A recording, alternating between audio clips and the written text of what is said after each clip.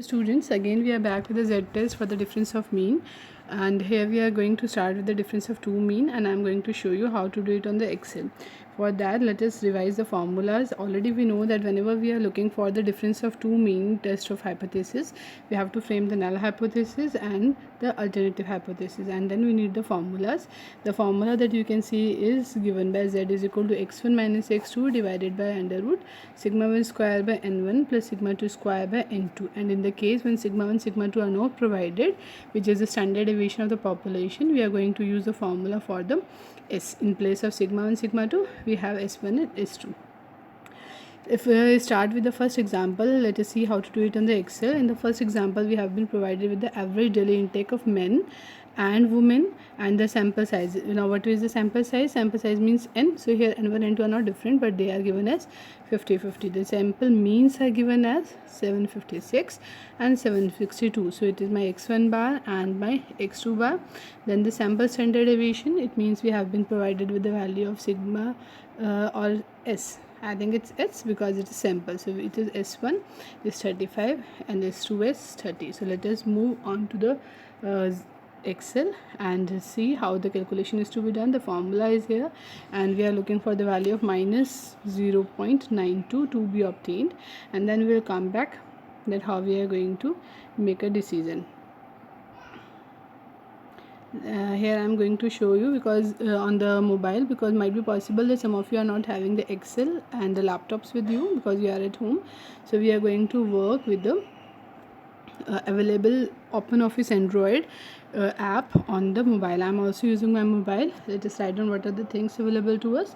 We have to write down, and here I'm using the keyboard. So I'm touching it, I'm getting the panel. Let me take the values, which is n. In one of the cell I have written n, and I'm not writing out n1 n2 because they are same, both are having the same value n1 n2. Now here, in order to write down the x1 x2, I'm taking m1 because it is the mean one is given by 756, 756, and if we write down m2, it is the mean 2 is given by 762. So if we write down here 762, correct, we have the m1 m2 value. Then we have the value of s1 and s2. So here we have s1 value is given as 35, and if we write down s2, then s2 value is given by 30, if I am correct. So these are the values given to us. So if we have to work for all these things, these are the values we have written: n, m1, m2, s1 and s2. Now what we need to calculate? We need to calculate z. So let me write down here z, and then we are going to apply the formula. Let me write down z that we are going to calculate, and here we have to write down the formula is equal to, so is equal to, in the bracket we have to start the numerator, which is x1, means we have taken here m1, and minus m2. So here these are the values to be used, so I have to click the value. So this is the value of m1 and minus value of m2. These are the cell addresses being taken. Now I have to divide it by under root of sigma 1 square plus sigma 2 square divided by n1 by n2. So I have to start with the square root of something. So let me write down sqrt.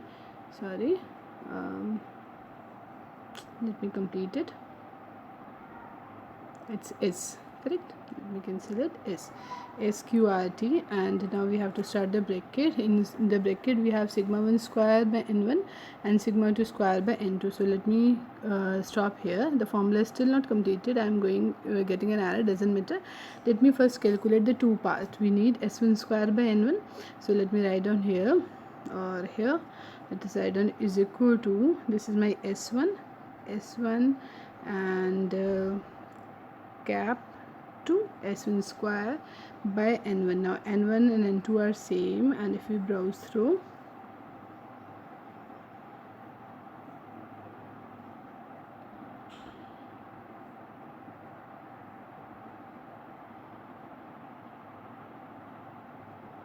let me write down directly because it's not easy to go back. I know that the value was 50, so I have written sigma 1 square by n1. Press enter. We are getting the value of 1 summation, and the next is sigma 2 square. So here we have s2 square. So here we will go with is equal to this s2 cap 2 divided by n2. N2 is again 50. If I press enter, I'm getting the next value. So 24.5 and 18, these are the two values. Now if I go for this error correction, we know it is square root of sigma 1 square by n1 plus sigma 2 square by n2. So already we have calculated the two values. It means we have to do this one value and plus, let me go to plus the next value. Next value was,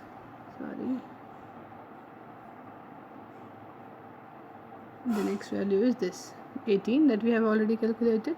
Now if I press enter, this is the value minus of 0.9. So what this we have calculated, we have calculated the value of z, correct? Here we can format it, but I am just showing you, so for the timing I am skipping the formatting. Here we have the result, the z we have calculated is minus 0.92, correct?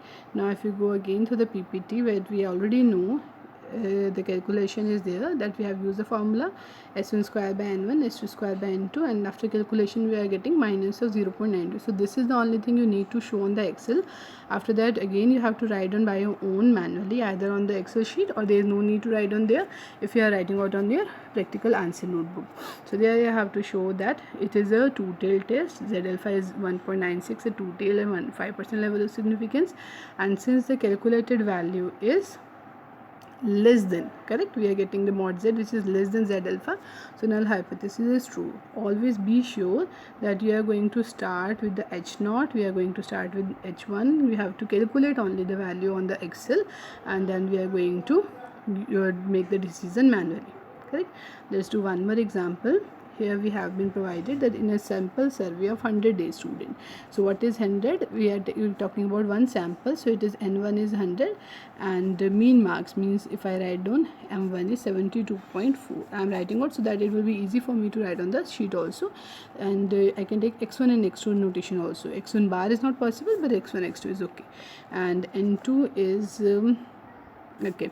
Standard deviation is also given as 14.8. The another sample is of 200 night student with the mean marks as 73.9 and the standard deviation is 17.9, and we have to check at 10% level of significance that they are statistically same or different, correct?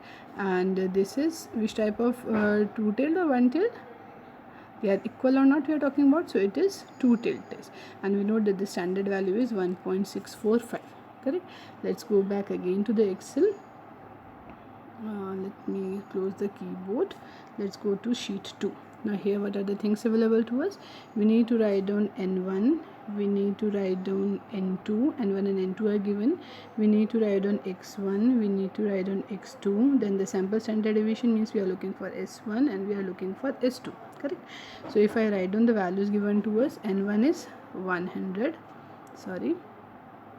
n1 is 100, and 2 is given as 200, x1 is given to me as 72.4, x2 is given to me as 73.9, s1 and s2 it's given as 14.8 and s2 is given as 17.9, correct? So I have mentioned all the things. Again I can calculate the numerator. For numerator we need s1 square by n1, so let me write down here is equal to this s1 cap 2 is for power s1 square by n1 which is 100 plus enter. This is the value we are getting, and again for s2 square is equal to this s2 and cap 2 s2 square divided by n2 was 200, and let me write down manually because we can do it with the simple value we have. This is the value of s1 square by n1 and s2 square by n2. Now if I have to calculate z, let us start with the calculation here.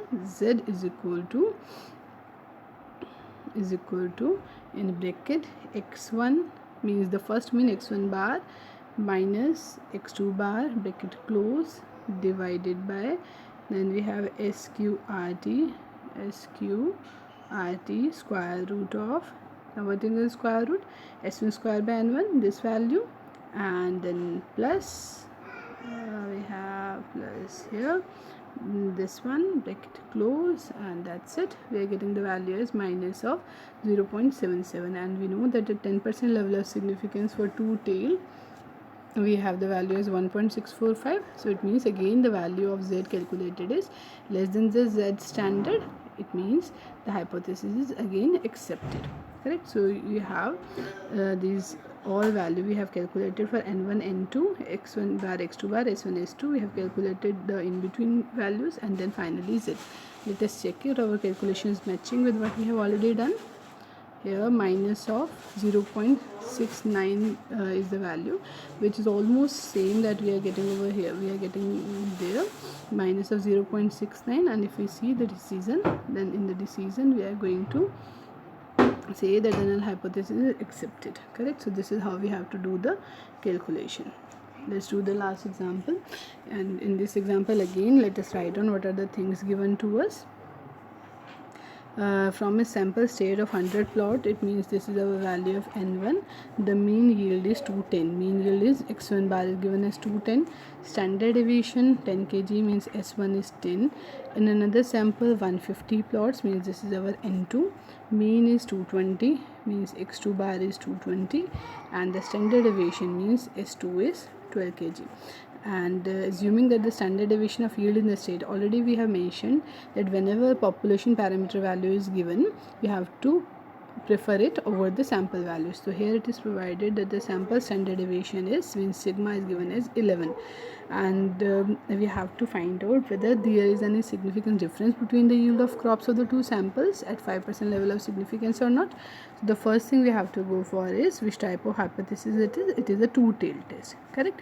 And the value of z at 5% level to tail test is 1.96. so we have to use that standard value. We have to use this formula, we have to calculate it, and here if we see the value is coming as minus of 7.05. so let us go into the Excel and find out whether we are getting the same values or not. Correct. So let us go to the third sheet. It's very easy, it's not so hard. If you have thought for to practice at home, you can easily do it. Correct. You have to download the Android Office, you have to just see what are the things given to us and start working on it. It will be very fine if you are going to work there. So let us again write down what are the things given to us. n1 n2 x1 x2 s1 s2 is also given, but we are preferring sigma over that, so I am going to write down sigma directly. And if we write down what are the things, n1 is 100, the n2 value is 150, x1 x1 is given as 210, and x2 is given as 220. Correct. And sigma value is given as 10. So again let us start with the calculation. Sigma 1 square by n1 we need. So here n1 and n2 are different, so we need the two values is equal to sigma 1 square divided by n1 100. This is the one value, and sigma 2 square, so we have is equal to sigma 1 sigma 2 are same, so sigma 2 square divided by n2, and 2 was 150. Let me write down again. It's up to you if you can scroll. Here it's not easy for me to scroll, so I'm using it.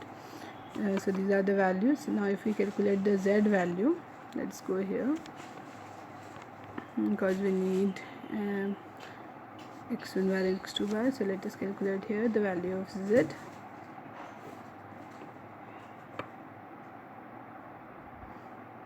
Z again, I think you remember the formula till now.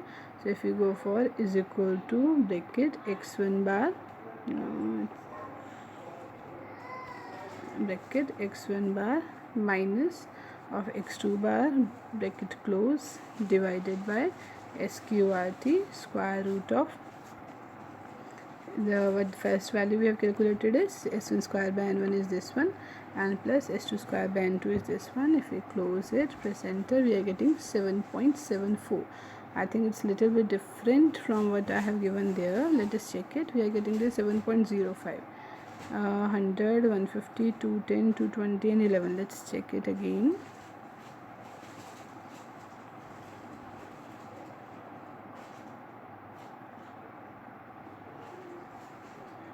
Okay, here I have taken sigma by mistake 10. Let us add it to 11, and on pressing enter, let's see the values.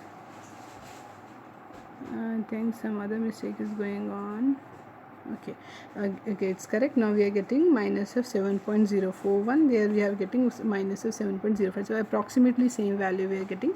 So this is the value of z that we have obtained, and from that we can take out a decision that the null hypothesis is accepted or rejected. So since the value is high as compared to the z alpha, means the z standard value at the 5% level of significance, it means the null hypothesis is rejected. So this is all about the Excel working with the z-test. In the next lecture we are going to show you how to work with the t-test. We have the t-test again for the 1 mean, for the 2 mean, and one more thing is there, that we are going to work with the t-tail for paired t-test. T-test for paired data. So that is our next concept we are going to learn. So for time being we have to practice the z-test for 1 mean, 2 mean on the sheets as manually work and along with the Excel. Thank you. Have a good day.